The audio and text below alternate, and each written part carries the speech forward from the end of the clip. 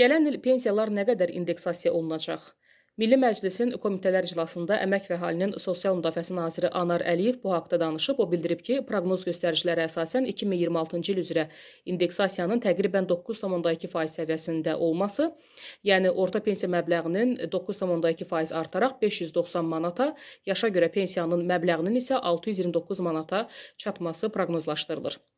Hörmətli izləyicilər, bir məsələni qeyd edim. Ola bilər ki, yanlış anlaşılma olsun bəzi izləyicilərimiz tərəfindən.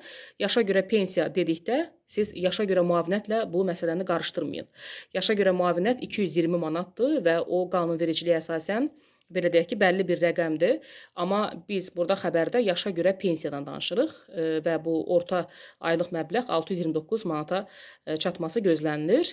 Bir məsələni də əlavə edək ki, hər il bütün pensiyalar Dövlət Statistika Komitəsinin təqdim etdiyi məlumata əsasən əvvəlki ilin orta aylıq əmək haqqının artımı ilə bağlı statistik göstərici əsasında indeksləşdirilir.